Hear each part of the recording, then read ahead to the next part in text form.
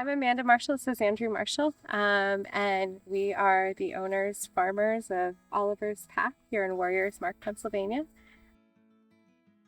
We've been doing this now for about 5 years. We've learned a lot in that time, and we just really, really enjoy growing food. So a little bit about me. I'm Andrew. I grew up a farmer, not always a vegetable farmer. I grew up on a dairy farm locally in Weir's-Mark, and I've lived there. I grew up on there as my grandparents' dairy farm. I moved away, became a mechanic and a welder for about 15 years, and decided that farming was still in my blood. So kind of came back, and during the meantime, I met Amanda. So we decided we were gonna, try and find somewhere with a little bit more ground, just so we could kind of stretch our legs a little bit. And we stumbled upon this place, and it seemed pretty perfect. It was 10 acres and a house. There was nothing else on this property when we moved in. It was just the house and the land. So we moved in almost 12 years to the date, and we've pretty much started with a 8x8 garden and have expanded and expanded, and now we're up to a few acres, and we have multiple different animals. We've built a lot of fences, and we're also working on turning some of the hay ground back into native habitat. So we're working on planting a lot of native species, a lot of trees, a lot of pollinator beds. We're working on it just takes a lot of time. We started here with a few chickens, and then that escalated very quickly into goats, which Oliver's Path comes from Oliver, our very first goat we ever bought. But we started out, and it started out with a few chickens, and here we are today. We're up to probably about 30 chickens in the ballpark of about 25 goats. Give or take how many pigs are here, depending on the time of the year. We have a cow, and a lot more vegetables than we ever imagined would be here. Yeah. Oh, and 6 dogs too. One of the biggest challenges to, organic farming, when you're taking conventionally farmed ground, this ground had been farmed conventionally for years. The first year we lived here, it was a cornfield. So, just trying to improve the soil health, build that biodiversity. We get so excited. We're such nerds. We get so excited to see different kinds of bugs. And different plants and things that we haven't seen before on our property. When elderberry came back, we were like, oh my gosh, it's happening. We're doing it. With our pest management and the way we farm, we use a lot of straw. We use a lot of stuff to help combat the weeds, so we're not personally out there pulling weeds every single day from daylight till dark. We mow a lot of stuff too. We've come up with ideas to trick the weeds and be a lot more manageable and create them from not going into the seed stage every single year and just putting thousands more seed back to the soil every year.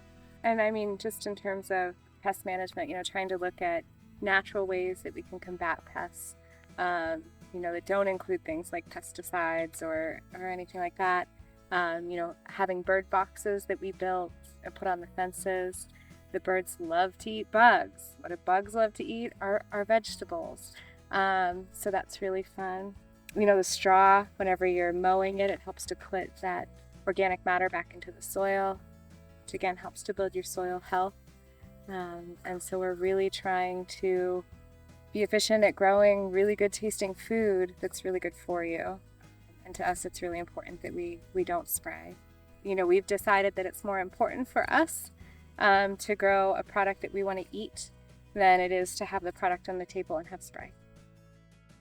Just this past week, we started to notice wine caps actually naturally growing in our rows of our sweet potatoes. So that was a big win for us. That really ensured that we're on the right path. We have naturally growing edible mushrooms that will grow in our soil just by choice. Take care of the soil, the vegetables, they will take care of you. So we take all of our animals, all the manure from our animals, get composted on farm. When we do use other than compost, we usually try to stick with either a plant or seed-based products, and that's where we don't like to use anything other than that. the thing farming has done is it's really helped us like improve our communication, to be honest with each other and be like, hey, I can't today, I need a break, and finding that way to support each other through the challenges is that's been huge. Yeah.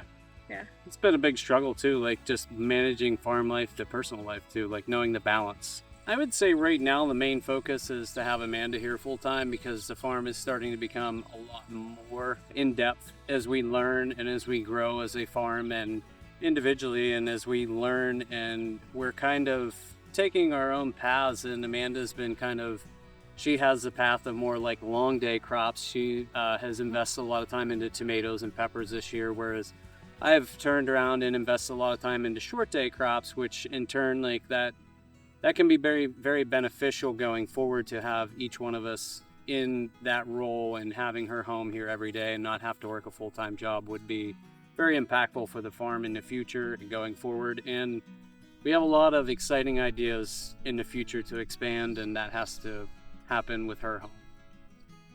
I think for us, just in 5 years, like how much we've learned and how much we still have to learn, I'm sure, but just how much we've learned. So, things that we want to be more consistent with, there's certain crops that we want to always have available. So that way people can consistently come and see us for those. So, we're changing how we grow some things, trying new things. That's one of the, I think, keys to our success is we're not afraid to try new things. We're kind of like a hodgepodge of organic, biodynamic, and then our own special flair. We also want to start growing more herbs, culinary herbs, medicinal herbs, flowers. They just make me happy to look at. So even if they never go to market, just being able to grow more flowers, just to, the farm is really a place that we spend a lot of time. So just to have something that makes you smile is priceless. Mm-hmm. Yeah. With the drought this spring, we weren't really impacted very much by that because we were able to get our plastic down for planting, and then all of our walkways were strawed, and we got that down when we were actually getting moisture. We got way too much rain then, so it never rained, and then it never stopped raining, and there's only so much that you can do to control that. So really, things that are important to us is our high tunnel growing. It helps us to be able to control some of those things that otherwise we couldn't. I don't think we would have been able to get a tomato to the table this year if we didn't have them in the high tunnel. So, being able to add those to help build our infrastructure, to help be more consistent with the produce that we're able to grow, that's going to be important for our farm going forward. And then otherwise, you just have to build thick skin because there are going to be bad things that happen every season. Sometimes you have bad weeks. I mean, it's just part of rolling with that. And some days it's really hard. Unfortunately, our fall squash field did not have a great year. It's pretty much a total loss. So we'll harvest what we have. But we're excited because we're going to be able to plant cover crop, and that'll help us to build the health of the soil for next year. It's not rainbows and butterflies. No. If we knew how much work it was, we would have never have done it. So I guess it's good to not know how that was going to go. But it just seems to be worth it. Like at the end of the day, like this makes us happy. This is what we would rather do. So yeah.